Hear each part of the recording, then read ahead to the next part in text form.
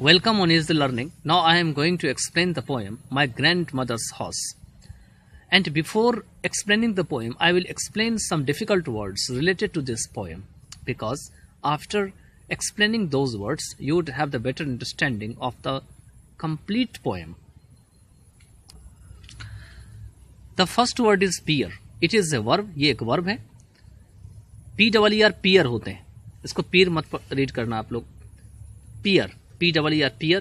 Observe closely, carefully और with attention. मतलब बहुत पास से किसी चीज को ऑब्जर्व करना या गौर से देखना, या बहुत ही अटेंशन के साथ ध्यान से किसी चीज को देखना, केयरफुली और विद अटेंशन. इसके बाद है वाइल्ड. ये एक एडजेक्टिव है. It means strong feelings, untamed मतलब बहुत ही गहरी इच्छा होना, अनटेम्ड मतलब बिना पालतू के, जो पालतू न बनाया गया हो. इसके बाद है ब्रूडिंग. ब्रूडिंग एक एडजेक्टिव है. It means contemplative. जब हम कोई काम कर बैठते हैं, उसके ऊपर हमको पश्चाताप होता है तो हम चिंता में बैठ जाते हैं, उसी को कॉन्टेम्पलेटिव कहा जाता है. और थ्रेटनिंग भी होता है. थ्रेटनिंग का मतलब होता है यह हमें नुकसान करता है, नुकसानदायक होता है.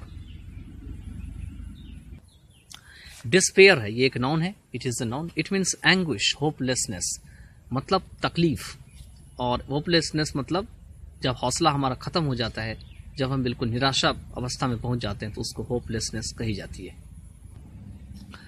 तो माई ग्रैंड मदर्स हाउस यहां से शुरू होते हैं. तो पहले कहते हैं यहां पे, there is a house now far away where once I received love that women died. अब जो बात है उस घर से और उस वुमेन की बात हो रही है. तो ये जो वुमेन है ये इनकी ग्रैंड मदर होती है यहाँ पे, और ये जो हाउस जिसकी बात हो रही है वो इनकी ग्रैंड मदर की ही होती है. तो ये तो समझ में आ गया होगा. कह रहे हैं कि यहां पर मैं मतलब काफी दूर जाकर के, नाउ फार अवे काफी दूर जाकर के जो है मुझे प्यार मिलता था.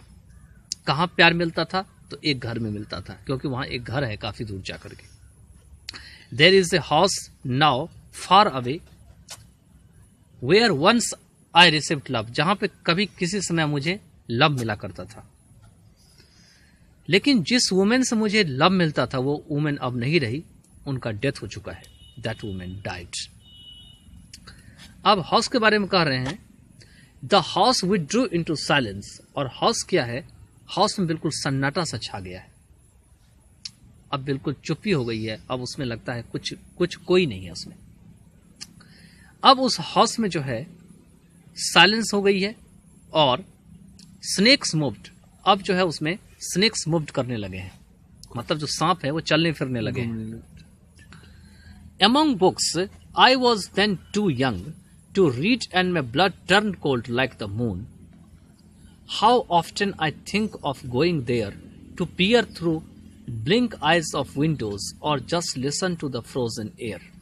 अब कहते हैं कि यहाँ पर मैं बहुत सारी किताबें थी इसमें, इस घर में, और जिस किताबों के बीच में रहा करती थी जब मैं बहुत छोटी थी.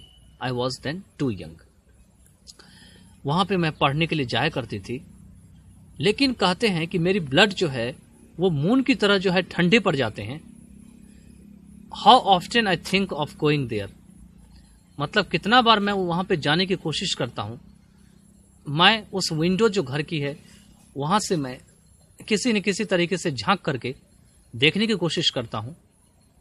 और जस्ट लिसन, यहाँ पे ब्लाइंड आइज का मतलब यही है, through blind eyes of Windows. Blind eyes of Windows का मतलब है अंदर अंधेरा से छा गया है, तो पूरी तरीके से दिखाई नहीं देगी, तो आंख वहां पे धुंधला हो जाएगा.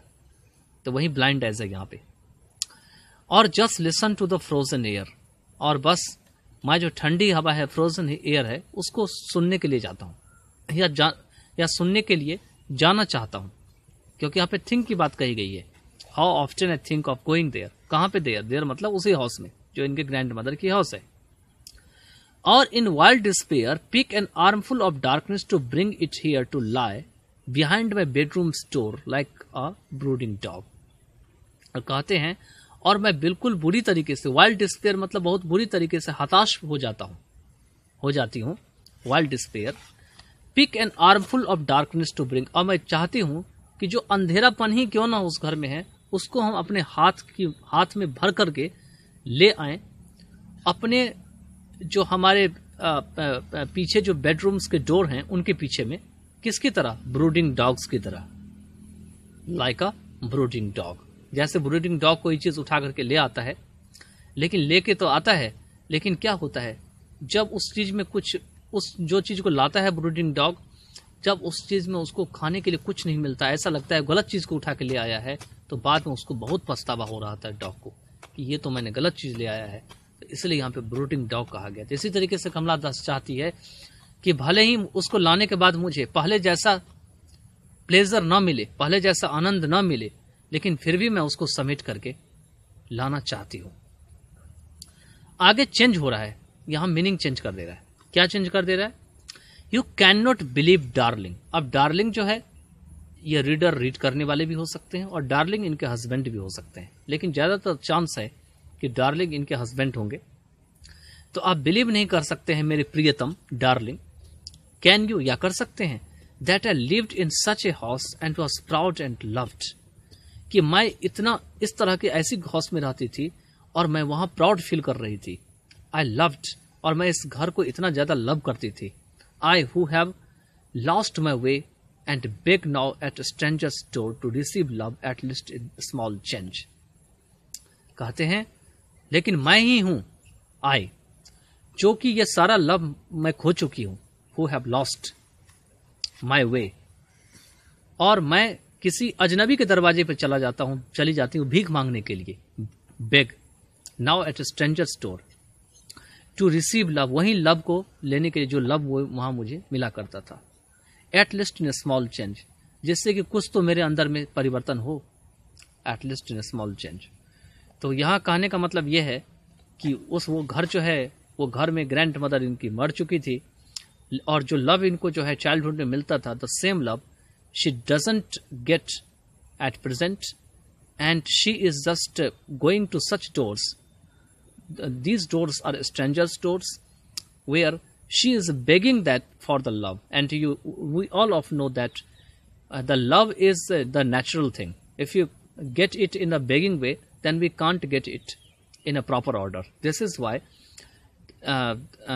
here the poet, she has expressed her inner feeling, and she has told the readers that at least she will get a small change after getting a little bit love even from the stranger's door.